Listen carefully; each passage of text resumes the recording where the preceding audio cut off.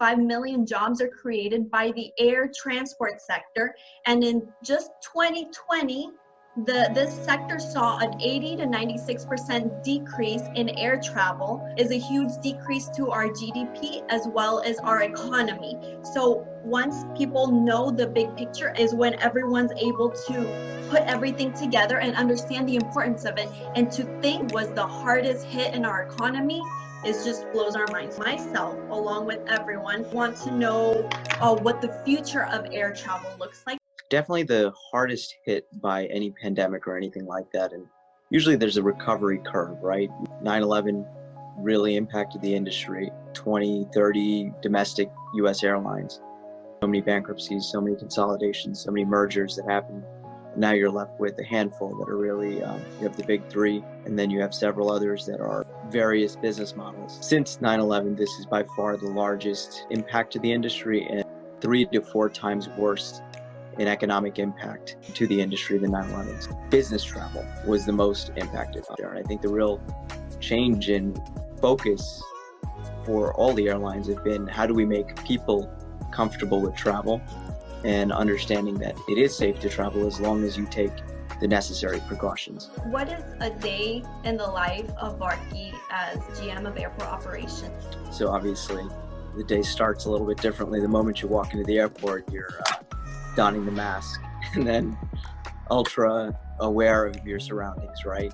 This was a bustling airport full of, passengers, so many different airlines, and right now it's a ghost town. Passenger compliance with the mask policies. Every major airline has a mandatory mask policy. We have seen some non-compliance to that, which has to be addressed in the right way. On top of that, we do temperature checks for employees, things like that, to make sure that we're protecting ourselves and our customers. We have strips on the floor for people to understand where the 6 feet marks are, manner that is conducive to social distancing and ensuring the safety of the customers and their comfort with traveling. So the aircraft is prepped, cleaned, electrostatically sprayed prior to boarding.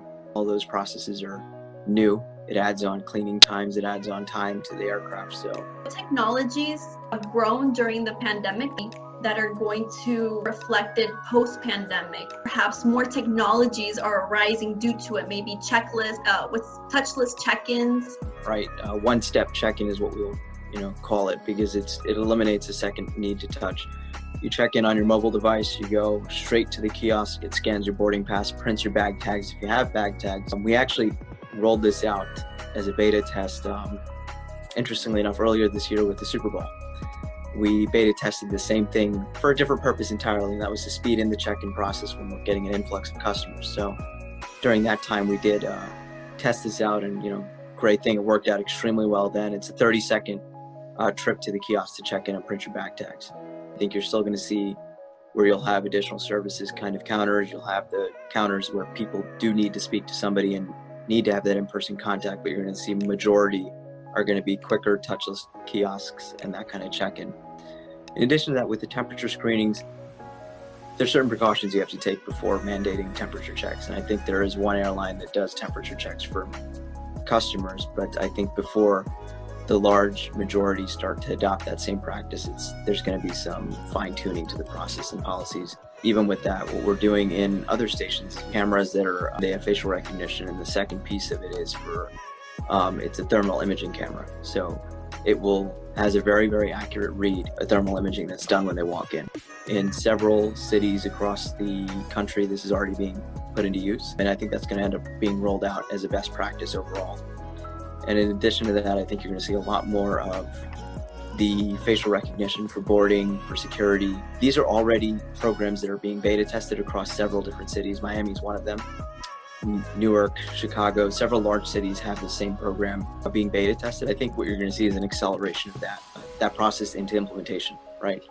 For multiple reasons. It's a cost savings. It's a best practice from a security standpoint. And then obviously the benefits of social distancing. So I think, it's kind of win-win. Win-win for the industry because we've sped up a process that we wanted to roll out, as soon as possible. Now we have a reason to really speed up the implementation.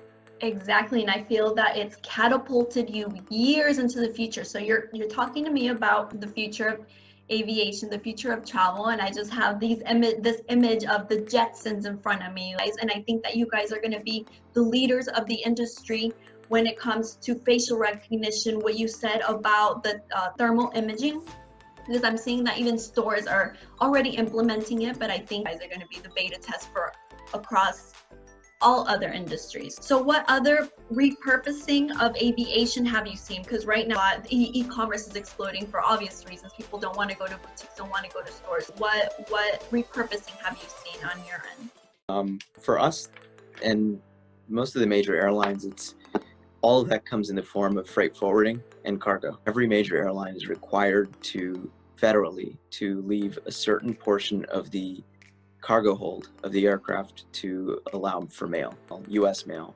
This cargo revenue as a whole for the industry has actually gone up.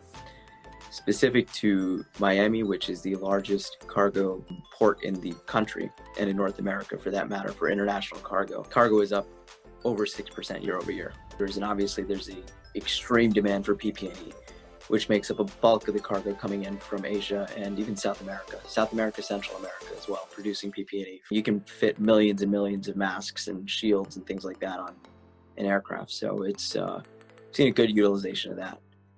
I wanted to show you a video of what people are saying is going to be the future of airlines, and I want to see what you think. We count on bringing hazmat suits with us, or will the airlines be providing them in case?